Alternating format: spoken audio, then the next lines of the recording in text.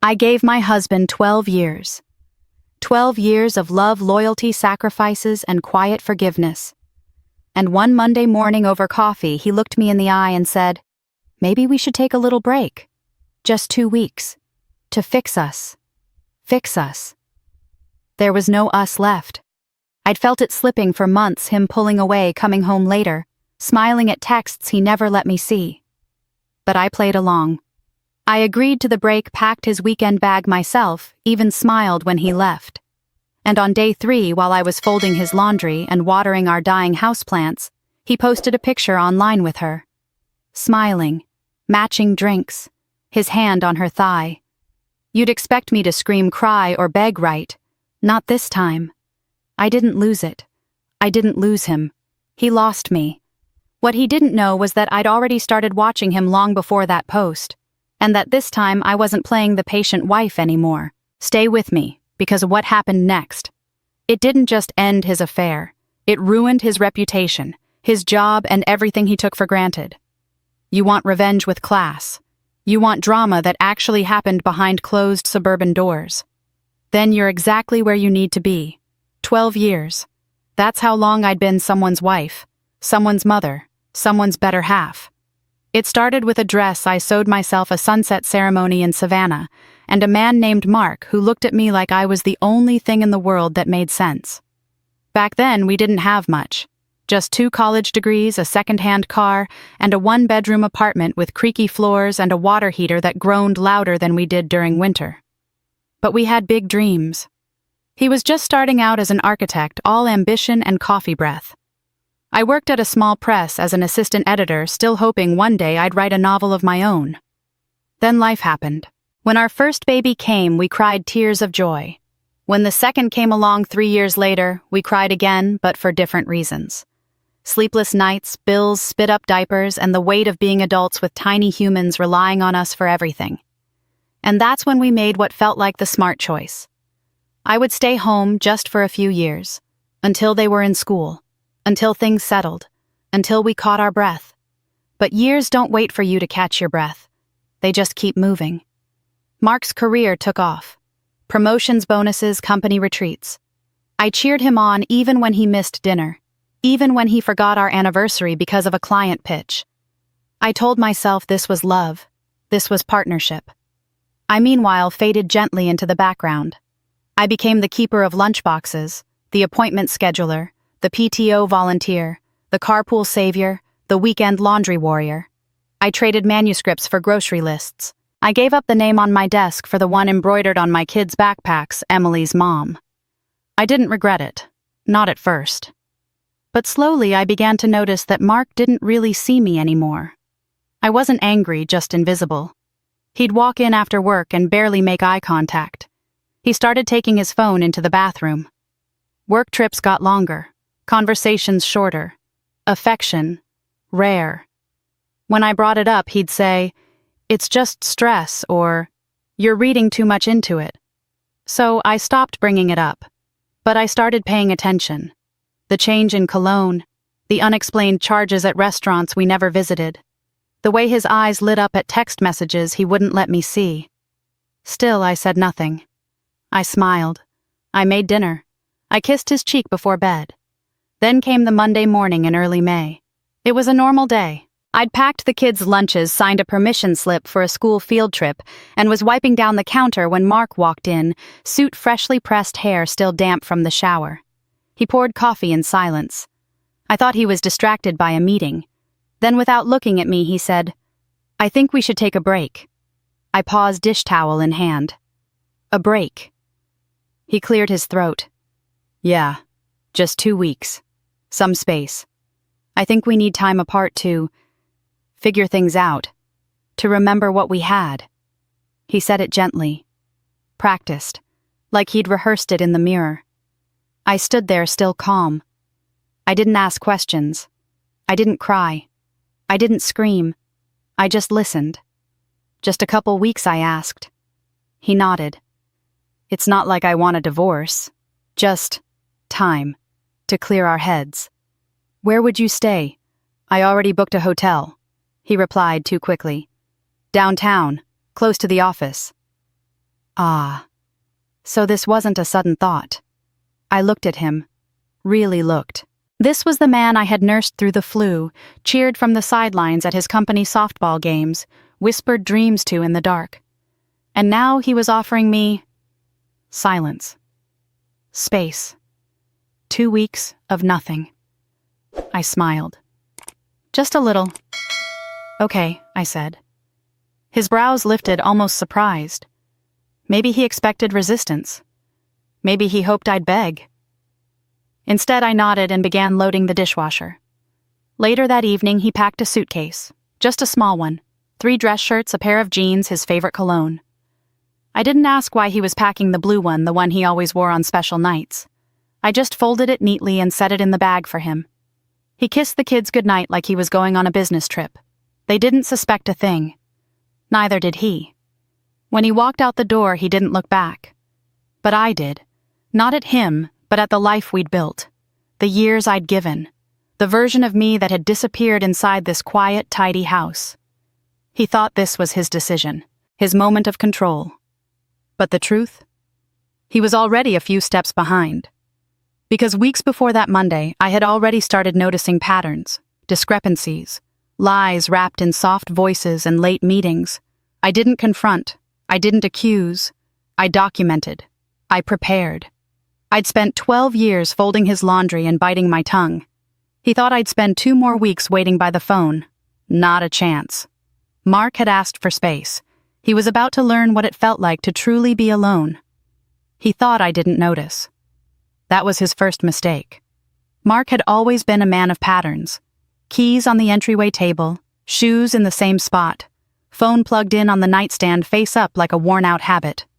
But patterns are what make red flags easier to spot, because the moment something shifts even slightly, your gut knows before your head does.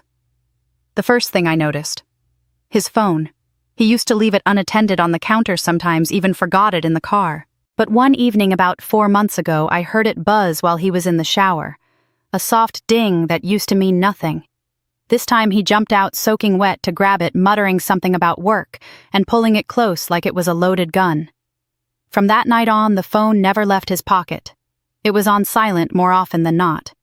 Face down, locked with a new passcode.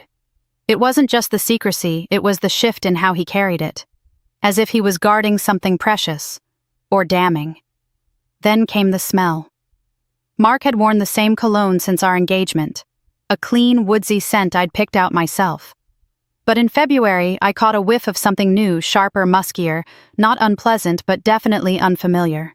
I asked about it casually while folding laundry. Oh, he said, not missing a beat. Someone at the office was testing samples for their husband. It must have rubbed off on my jacket. I nodded. But I made a mental note. The late nights started shortly after. I'm slammed, he'd say. End of quarter chaos. Or new client meetings. Always vague, always last minute. Sometimes he'd text at 7 p.m. saying he was grabbing drinks with coworkers, people I'd never heard of. I stopped asking questions. Not because I didn't care, but because I was listening more carefully than ever before. The moment that solidified my suspicions came on a Thursday night.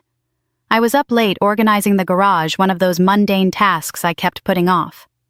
Mark came home around 10:30, claimed he was stuck in traffic after dinner with a supplier. But when he hugged me half-heartedly distracted, I smelled that cologne again. Except this time it was mixed with something sweeter. Vanilla. Or maybe coconut.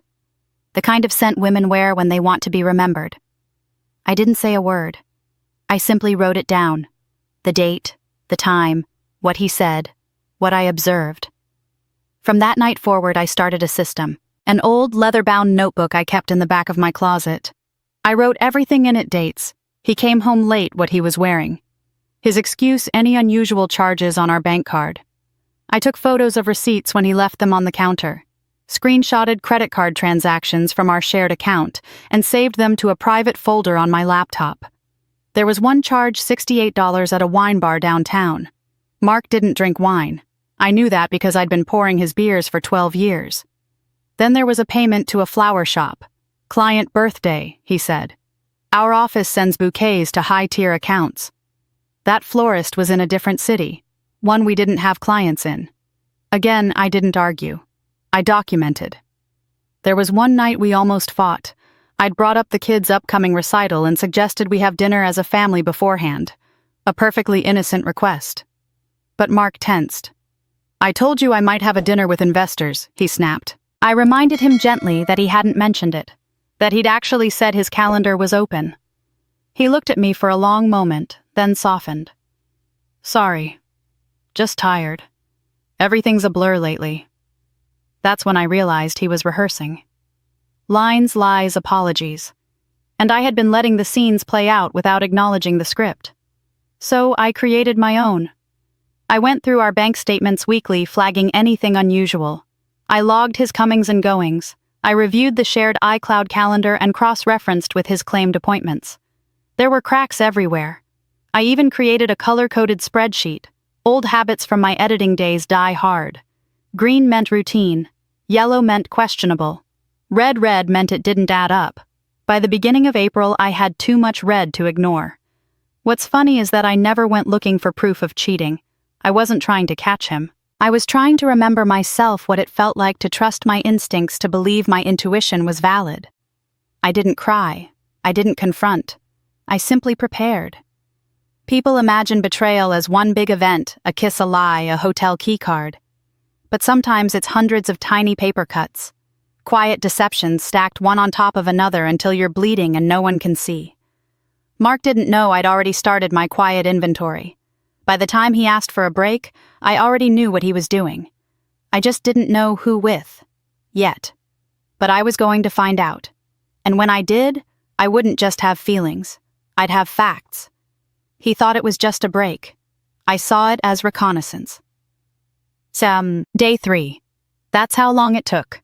3 days after he left with his carefully packed weekend bag and hollow promises of space and perspective. Mark posted a photo that changed everything. I wasn't even looking for it. It was 6:42 on a Wednesday evening. The kids were watching cartoons.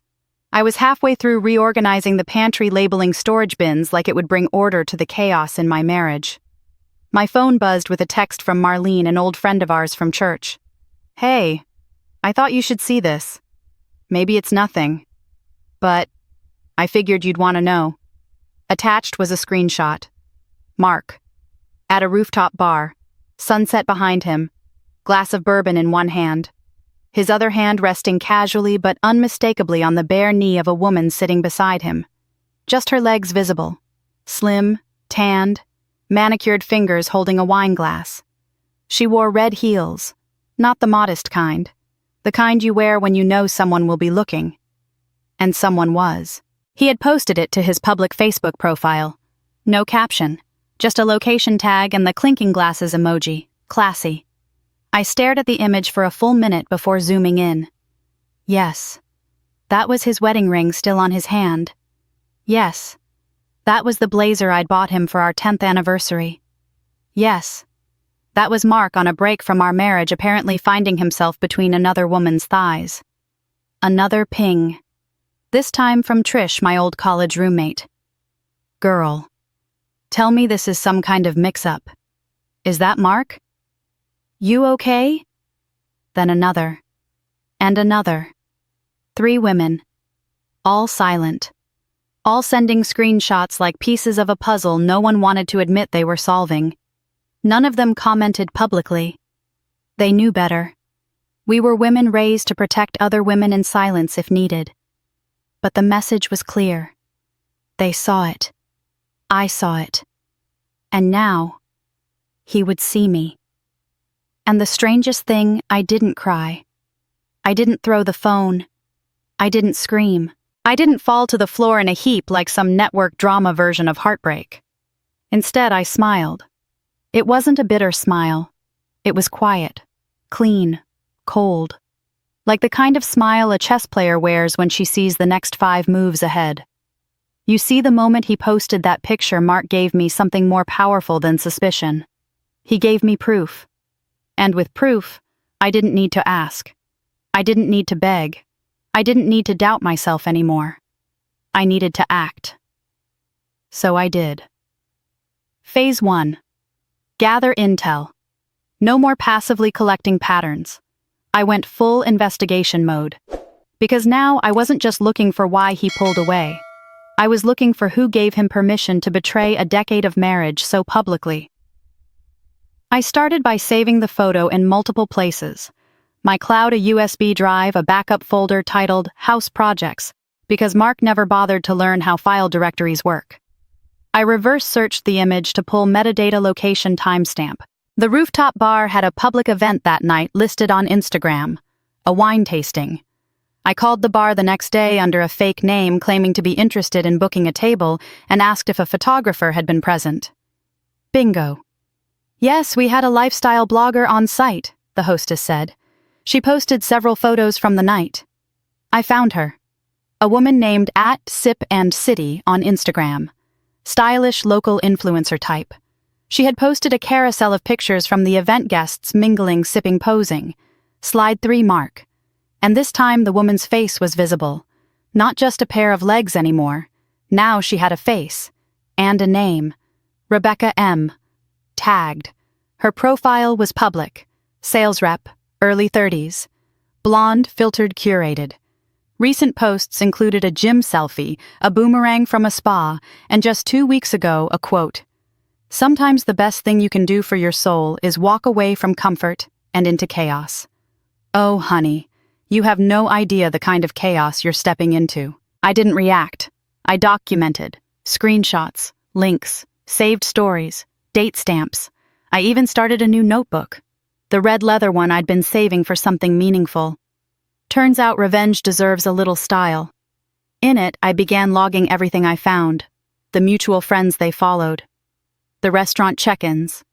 Her LinkedIn page where she'd proudly posted about a recent marketing pitch with a firm that just so happened to align with Mark's largest account. Cross-referencing the dates of her check-ins and Mark's calendar dinner meetings, I found 6 overlaps. 6. One even fell on our anniversary. My hands didn't shake. My stomach didn't lurch. I felt calm. Because clarity has a way of silencing all the noise. By the end of day 4, I had an organized digital folder of evidence. Nothing illegal, nothing dramatic, just details, facts. Because I didn't plan to confront him. Not yet. Mark thought posting that picture was a flex. He thought it would prove to the world that he still had it. That he could be desirable, unattached, carefree, even while technically still married. What he didn't realize is that I wasn't watching as his wife. I was watching as his exit strategist. And darling, the next move was mine. I didn't want a confrontation. I wanted confirmation. By the time the kids were asleep and the dishwasher hummed its nightly rhythm, I sat alone at the kitchen table and opened my laptop. My fingers moved with a calm I didn't fully understand. I wasn't planning revenge yet. Not entirely. First, I needed the truth. I created a burner Instagram account. New Gmail, new name, no posts. I followed a few generic interior design accounts and 2 local boutiques just to make it look legitimate. My new identity. Claire Whitmore lived somewhere between boring and believable. The kind of profile no one would question. Then I typed in the name tagged in the rooftop photo Mark posted. Her name was Rebecca M. Her profile was public. Her smile was polished, her highlights intentional, but something didn't sit right. I scrolled through her photos slowly, not just looking at images, but reading between lines. Captions, comments, likes. It felt like a digital autopsy. One post caught my eye. A group photo at a trendy tapas bar. In the comments, someone had written, "That marketing squad glow tho," and Rebecca replied, "Tasha's the real star. Always stealing the spotlight." Tasha. That was the first thread that pulled the rest apart. I clicked on Tasha's name. Her profile was private, but her bio said plenty. Marketing manager at Whitman & Rowe. Coffee first. Chaos later. Whitman & Rowe. That was Mark's company. I froze. It wasn't Rebecca after all. Or maybe it wasn't just her. I requested to follow Tasha with my burner. 20 minutes later, I was in. Her profile was a curated blend of trendy brunches, beach sunsets, filtered selfies, and vague quotes that meant more than they admitted. There were no photos of Mark, but the timing of her posts, the places she visited, and especially the captions, those told the real story. You deserve to be someone's priority. If he wanted to, he would. Some connections don't need labels. She was soft-launching an affair in real time. I compared her recent posts with Mark's calendar. She'd posted a photo of an old-fashioned resting on a high-end marble bar. I held it side by side with the image Mark had shared. Same bar, same chairs, same night. Another post showed her in a man's blazer with the caption, "Sometimes you just borrow confidence." That one made me pause. Not because it was obvious, but because I recognized the blazer. It had been hanging in our coat closet 3 days ago. Still, I didn't panic. I documented. I created a spreadsheet. Named it something innocent enough to avoid suspicion Q2 inventory. Inside, I tracked her posts' timestamps and paired them with Mark's calendar entries and expense reports. I still had access to his company's travel portal and our shared email. He hadn't thought to block me out yet. A $97 dinner charge at the Garrison, a place we'd only been once years ago. The same night she posted date nights hit different when it feels right. A $12.99 florist charge 2 blocks from her apartment a week before Valentine's Day. I never saw those flowers. A Venmo transaction from Tasha to Mark with the note, "Thanks for covering." Her account was still public. I screenshotted everything. That weekend I drove by Whitman and Row. I didn't get out of the car, I didn't need to. But something about seeing the building with my own eyes made everything real. From the outside it looked like success. Sleek windows, modern signage, a busy parking lot full of leased cars and business casual ambition. But now I knew what was festering inside. I didn't message Tasha. I didn't text Mark. I didn't cry. I wasn't ready for the storm yet. But I was drawing the map. Because this wasn't about Tasha. It was about Mark. He was the one who made vows. He was the one breaking them. Tasha was a symptom, not the disease. But I kept watching her. The next day she posted a selfie. Wind-blown hair, sunglasses. Captioned, "The calm before the glow-up." I saved that too. Because her calm was about to end. And mine was just beginning. By Monday morning, the temperature in my bones had changed. I wasn't reacting anymore. I was planning. There's a shift that happens when the pain subsides just enough to let strategy in. I felt it the moment I sat down with my second cup of coffee and scrolled past Tasha's latest post, some blurred photo of a cappuccino, and the quote, "Every setback is a setup for a comeback." It didn't even sting anymore. It read like a prompt from a self-help calendar. I opened my contacts and scrolled until I saw her name. Meredith A. We hadn't spoken in a few months, maybe closer to a year, but the kind of friendship we had didn't need maintenance. We met in undergrad roommates sophomore year, and somehow stayed connected through weddings, kids, and chaotic moves. Meredith was now a family lawyer. A good one. She didn't just know the law, she understood people, especially women like me. She picked up on the second ring. Her voice was the same as always, a mix of brisk professionalism and warm familiarity. I didn't dive into the whole story. I didn't need to. I just said Mark asked for a 2-week break, and 3 days later he posted a photo with another woman.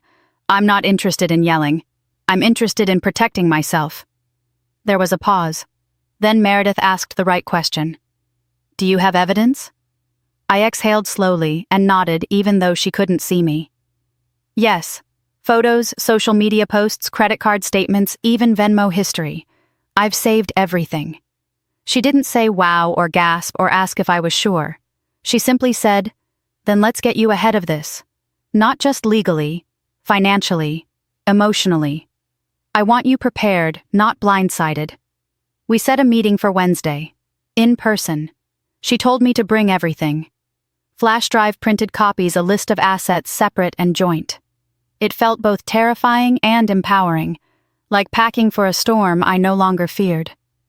That night after the kids were asleep and Mark still hadn't texted since our last check-in, I sent another message.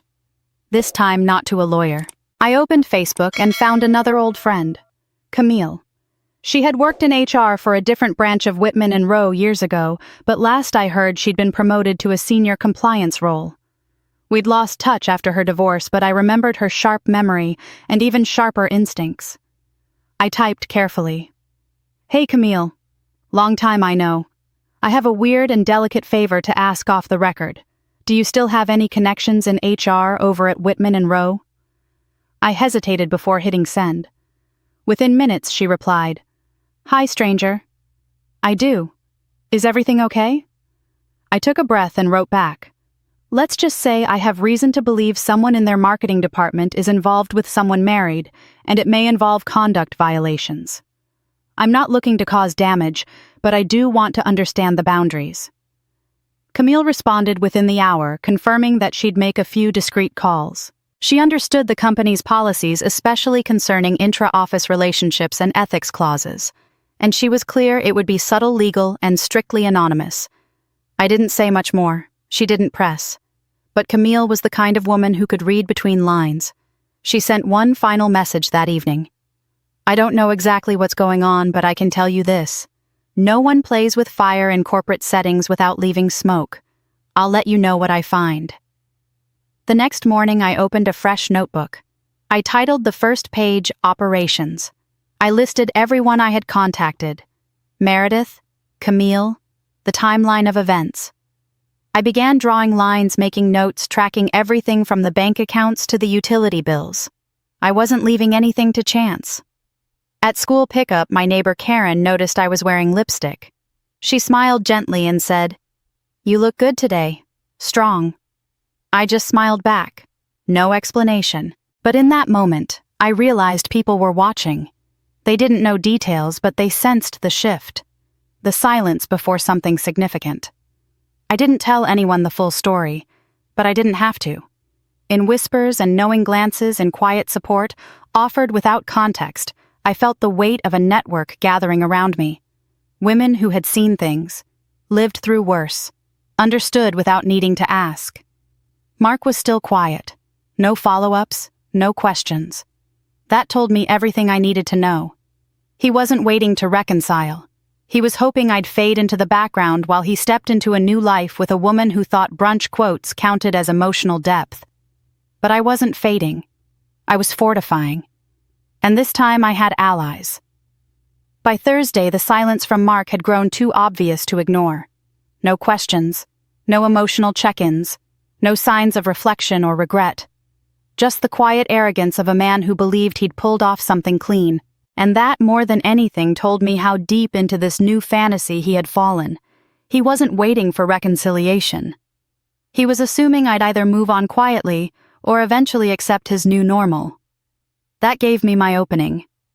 I waited until Friday evening when I knew he'd be settled somewhere comfortable. Then I sent a simple message.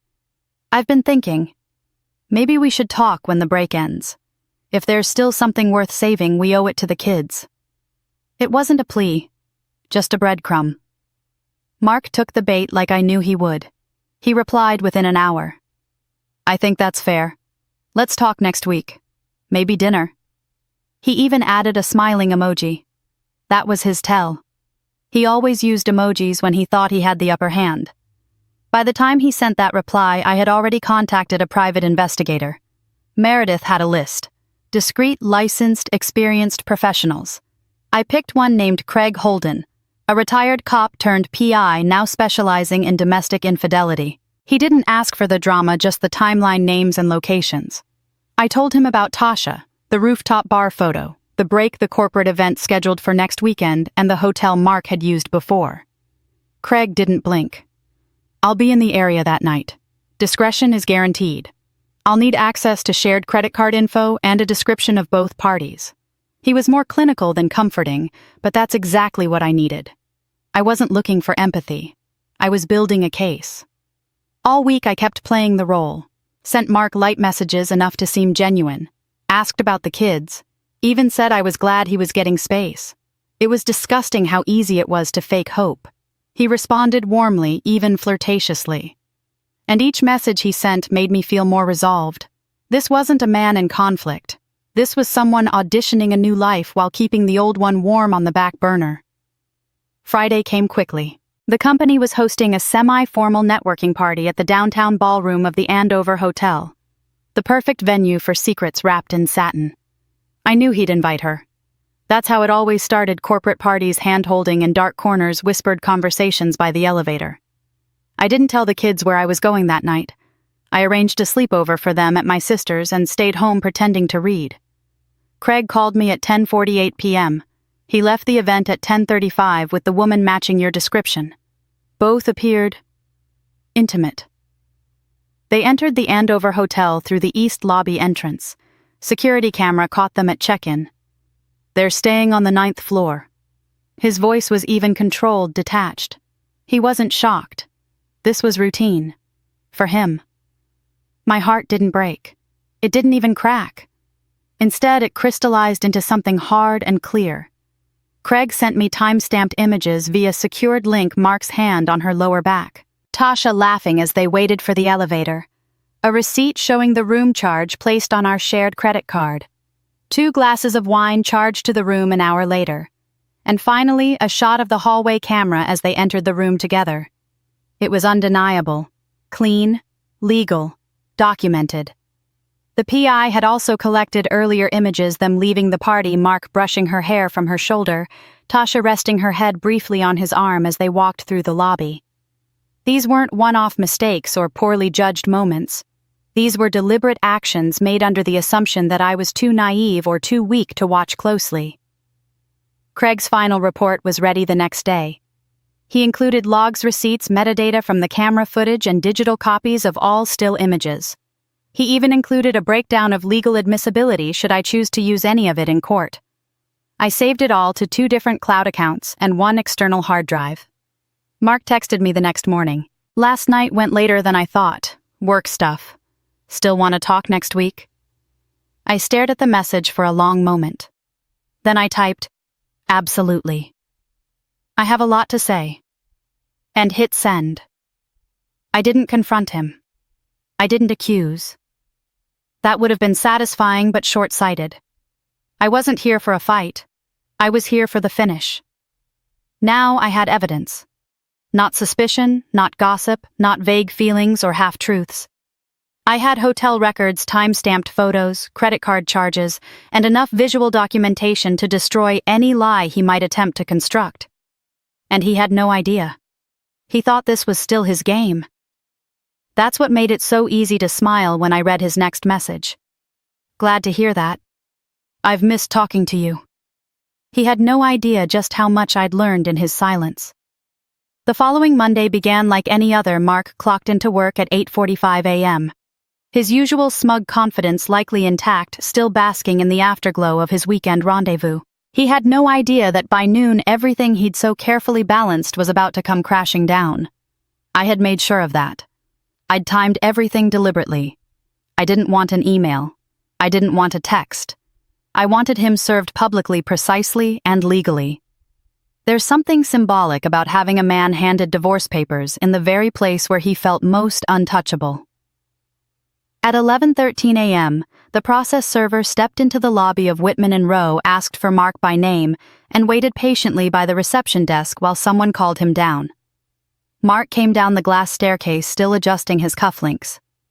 According to the server's later recount, Mark looked curious, then amused, assuming it was maybe a delivery or something work-related. When he was handed the envelope and told it was a petition for divorce, his expression collapsed. He blinked, asked the server to repeat himself, then stood frozen for several seconds as the weight of reality began to settle in. He signed for the packet, but the confusion never left his face. This wasn't how things were supposed to go. I wasn't supposed to be the one leaving. I was supposed to wait, forgive, be grateful if he came back. That's the script men like Mark write for women like me. And I had just torn it in half in front of his entire office. I didn't wait long for the message. Just before noon, my phone buzzed. "What the hell is this?" it read, followed by, "You filed for divorce." Are you serious right now? I let the messages sit unread for almost an hour before I responded. Yes. And the documentation has already been submitted. The next message came immediately. This was a break. A temporary pause. You can't just end it like this. I didn't reply. But in my mind, I said what I'd been thinking for weeks. I didn't end it. You did on the 9th floor of the Andover Hotel in a bed paid for with our shared credit card. The divorce papers weren't just a declaration. They were a legal blueprint backed by months of planning. Attached was the full evidentiary file from Craig the PI, formatted and cataloged by my attorney. Included were time-stamped images, signed witness statements, a chain of custody for all media, and a breakdown of Mark's financial conduct during the marriage. Everything was airtight, and more importantly, all admissible. Meredith, my friend and lawyer, had walked me through every clause. Adultery in our state still carried weight in court when it came to division of property, particularly if proven with tangible evidence. And I had tangible evidence in spades. The hotel receipts alone were enough. But the photos, the messages, the credit card charges, those sealed the deal. Mark had no idea that his so-called break had been legally interpreted and now judicially weaponized. He had made the mistake of thinking that emotional boundaries could protect him from legal ones. But law doesn't care about feelings, it cares about facts. And the facts were stacked against him like bricks in a wall he'd built himself. That afternoon I received a call. It was Mark. I let it ring. And ring. On the 4th attempt I answered. Calmly. Quietly. "I don't understand," he said. "I thought we were going to talk. You said you wanted to try." I said I had things to say. And I did. Through the paperwork. He was silent for a long moment. Then his voice changed, like a man trying to regain control of a conversation he thought he still owned. "This isn't fair. You blindsided me. No, Mark. What wasn't fair was cheating during a marriage break. What wasn't fair was bringing another woman into our life and assuming I'd sit quietly while you figured out whether I was still convenient. I didn't blindside you. I just stopped pretending." His anger built quickly. "This is going to get ugly if you keep pushing this." "No," I said flatly. "It won't, because I already pushed it. All the way to the courthouse. And now it's just business." He hung up. By the end of that week, his attorney contacted Meredith to begin discussions. But the tone was different. There was no bravado, no posturing, just quiet requests for clarification and a subtle underlying desperation to make this go away quickly. But I wasn't interested in quick. I was interested in closure. What Mark never realized is that this wasn't just about the affair. It was about the erasure, the slow fade he tried to perform, the way he diminished me in real time in plain sight while I held our family together. His greatest mistake wasn't cheating. It was assuming I wouldn't notice. His second was assuming I wouldn't act. By Friday, Meredith had filed the full case summary with the county clerk. A court date was scheduled. Discovery was underway. And Mark, once so certain of his control, was left scrambling for explanations both at work and in whatever fantasy he had built with Tasha. And me, I was just getting started. By the second week after Mark had been served the divorce papers, the quiet buzz in our social circle began to shift into something more tangible. It started subtly. An old friend from college tagged me in a photo from 5 years ago, smiling with Mark at a barbecue, but her comment read, "Glad to see how strong you're staying." Some things are blessings in disguise. Another neighbor, a retired nurse I barely knew outside of Sunday greetings, handed me a tin of cookies and simply said, "I heard. You deserve better." What they had heard, of course, was now public knowledge. I never leaked anything directly. That wasn't my style. But when you leave your iCloud account unsecured, and when screenshots begin to circulate quietly among mutual friends, word gets around.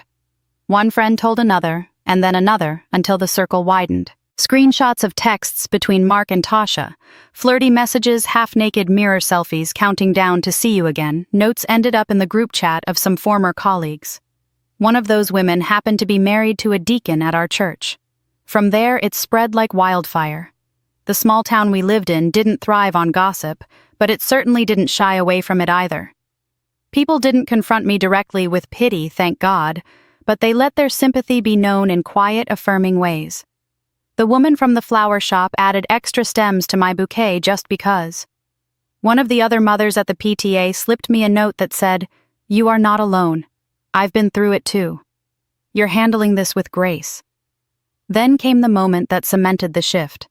After Sunday service, while I was collecting the hymnals, my youngest had left scattered across the pew Mrs. Connor, an elderly woman with the kind of reputation that meant she could say anything and no one would question her, placed a gentle hand on my arm. Her voice was soft but direct. I saw some things. Someone showed me the messages. I'm so sorry, sweetheart. Are you all right? I looked at her, smiled, and said, I've never felt lighter. She blinked, clearly surprised. Then she smiled too. Well, that says a lot. People talk. But when they realize the woman they once thought would break is standing tall, they begin to shift their loyalty. And shift they did. The community slowly, silently began to distance themselves from Mark. He noticed too, perhaps not in loud ways, but in cold greetings, missed invitations, and the sudden, inexplicable absence of small social gestures. At the grocery store, he stood behind me in line once. I didn't even flinch. But the cashier greeted me warmly, asked about the kids, and completely ignored him. He shifted uncomfortably and said nothing. Then came the corporate backlash. I hadn't pushed for it. In fact, I'd deliberately not involved Mark's employer directly. But companies have their own policies, and when a VP is caught in an affair with a junior employee, especially one in his direct chain of communication, HR doesn't take kindly to it. Whitman and Rowe had recently updated their internal policy on workplace relationships. While not outright banned, any such relationship was required to be disclosed to human resources, particularly if there was a power imbalance. And Mark, of course, had done no such thing. I heard it first from Meredith, who had a friend in compliance at the firm. The word was that an anonymous tip had been submitted to HR, including screenshots of Mark's messages to Tasha, many of which were sent during work hours, and some even from his company email. They launched an internal review, and within a week, Mark received a formal reprimand. It wasn't termination, but it was the kind of letter that stays in a file. A warning that can derail a promotion cap, a raise, or quietly remove someone from the trusted circle. Tasha, for her part, was transferred to another department. Word had it she wasn't thrilled, especially since her reputation at the office had taken a hit. Mark's colleagues were no longer looking at him with admiration. The whispering had started. He tried to reach out again, this time through his sister. She called me under the guise of wanting to help patch things up. I listened patiently, then said, "This isn't a misunderstanding. It's a consequence." The next day, I received an email from Mark himself. No apology, no ownership. Just a vague complaint that he was being smeared and that I needed to stop feeding the rumors. I responded with one sentence, "Truth doesn't need help spreading." I hadn't built the bonfire. He did.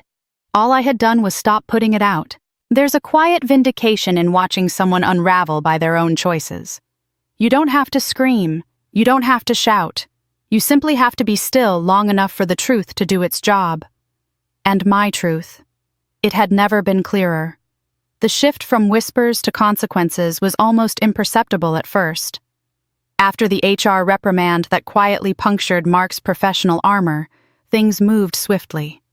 The Human Resources Department at Whitman and Rowe had started an internal review, not just a warning this time.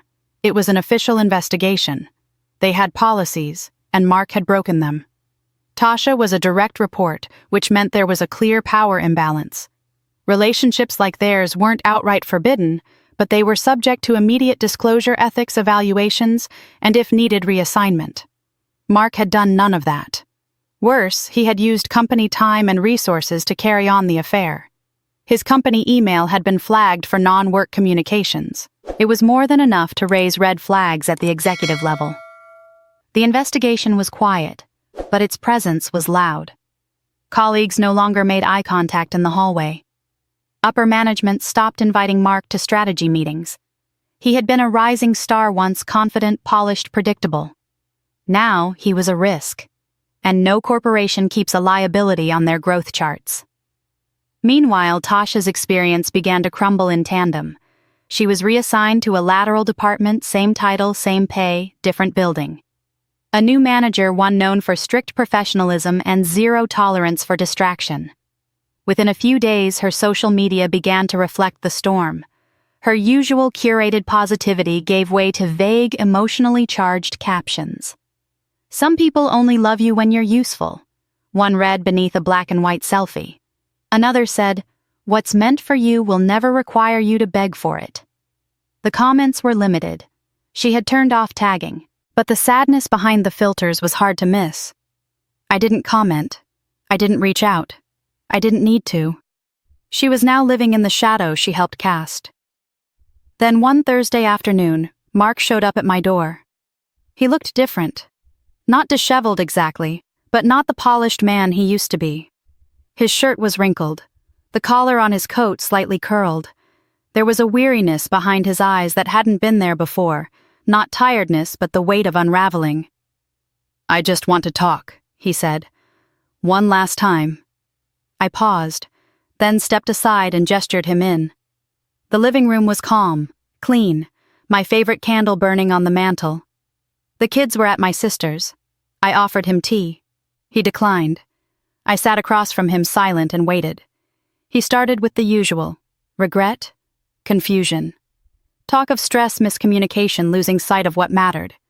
I listened, nodding politely as he unraveled his own narrative. He talked about how the attention from Tasha had filled a void, how it made him feel young, wanted, important. How he thought the break would give him clarity, but instead left him feeling alone and adrift. "I didn't think you'd go through with it," he said finally, looking at me, eyes slightly glassy. "I thought you'd wait for me." "I know," I said simply. But this, the divorce, the community turning on me, my job. God, even HR is treating me like I'm radioactive.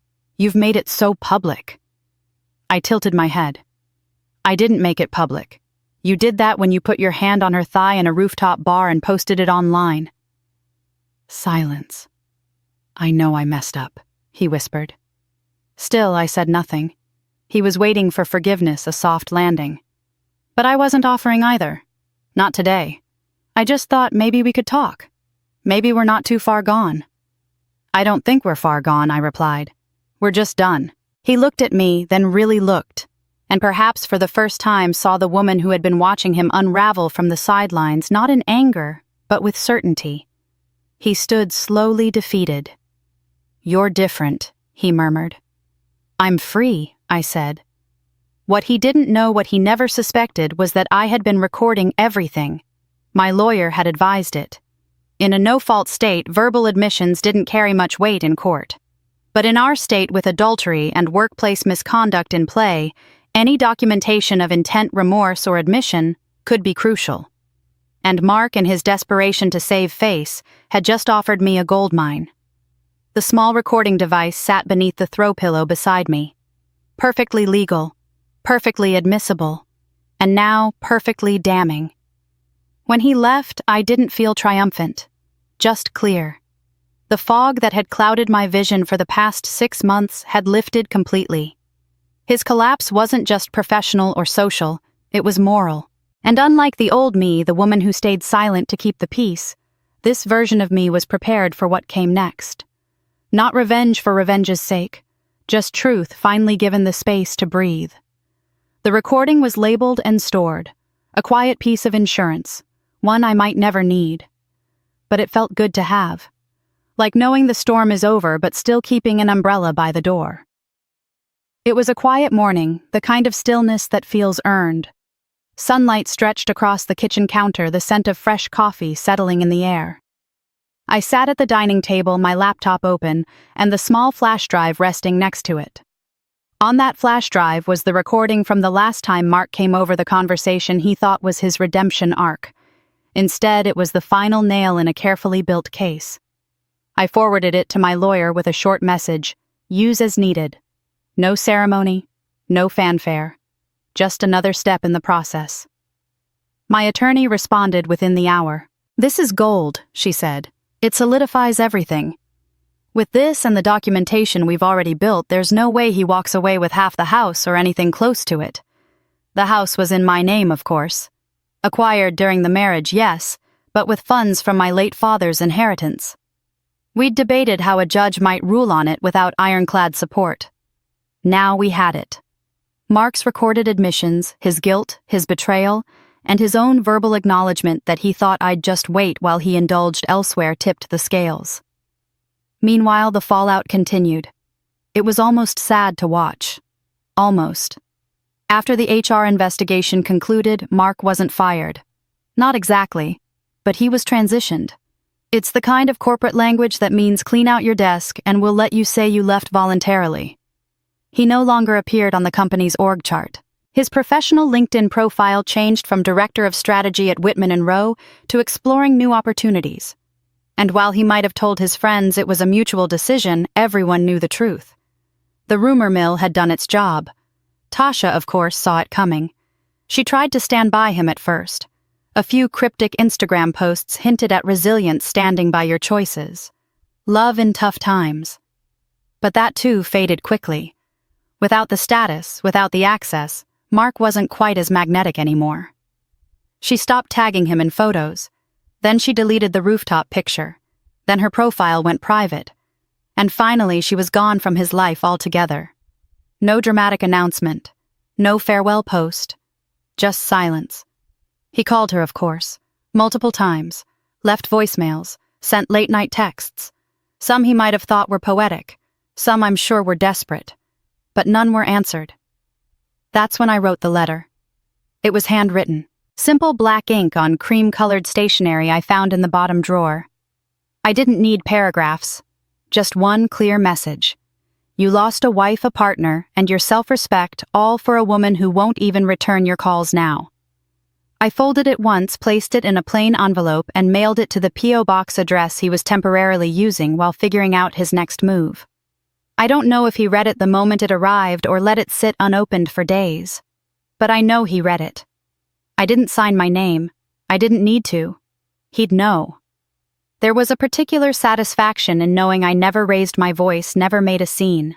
I hadn't keyed a car or thrown a drink or posted some angry screed online. I let him walk into his own ruin. I just turned on the light so he could see it. Friends continued to reach out. One neighbor brought over a pie just because. A woman from our church asked quietly if I was doing all right. More than all right, I told her, and meant it. I feel light for the first time in years. And I did. The weight wasn't just Mark's betrayal, it was everything I had carried in silence for so long.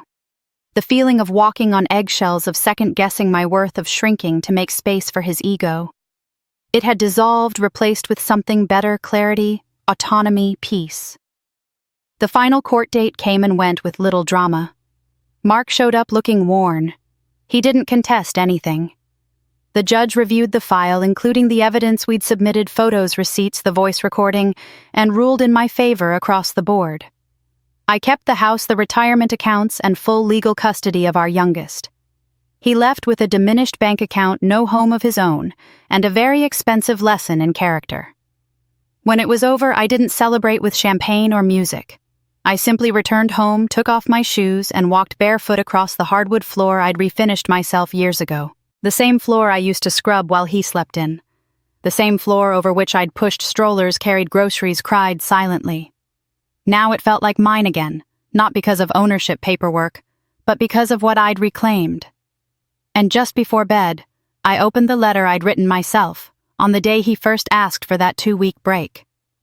I had kept it tucked away, a reminder of how this all began. It read simply, "Don't react. Build. Watch. Win.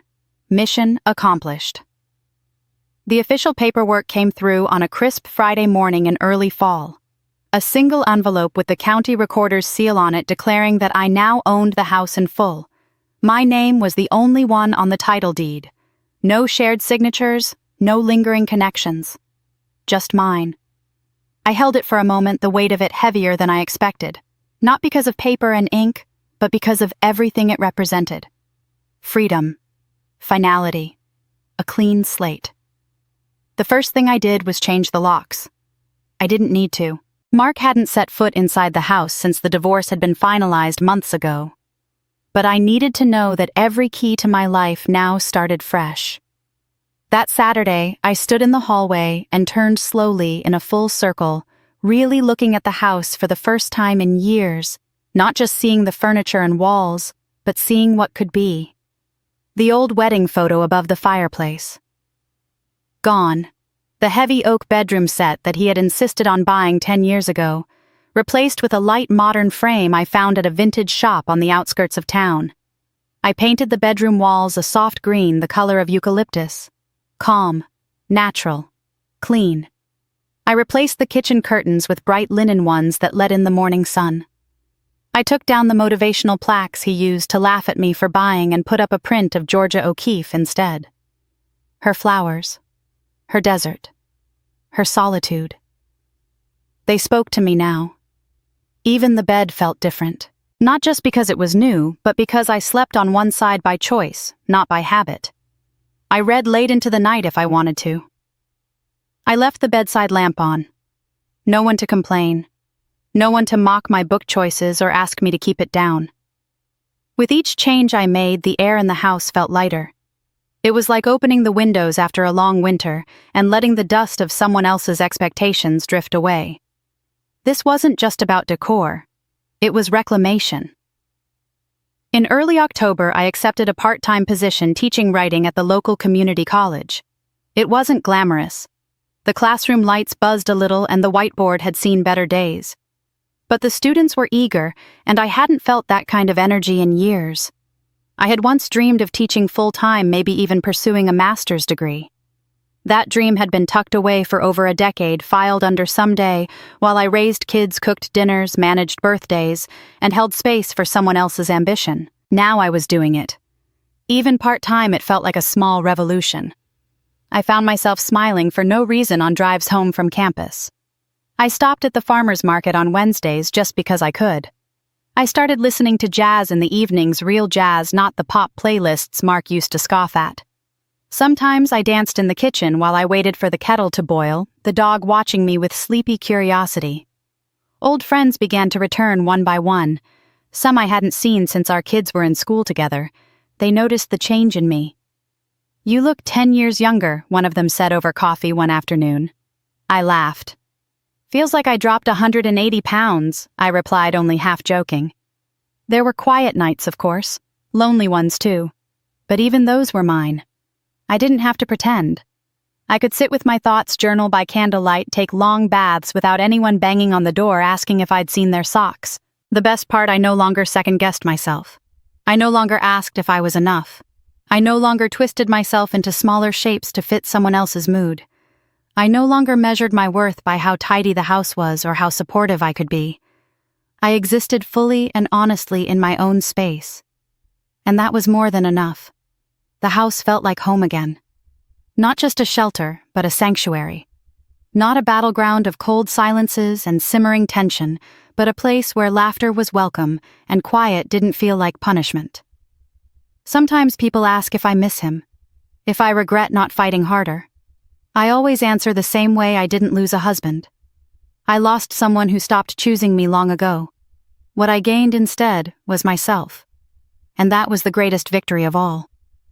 It had been nearly a year since the divorce when the invitation came. It was a letter hand-delivered after Sunday service by a kind woman named Barbara from the church committee. They were organizing a women's night the following month, a gathering meant to foster conversation, healing, and strength among women in the community.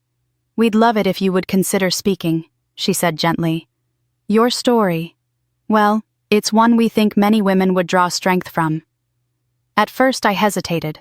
I had never considered myself a public speaker.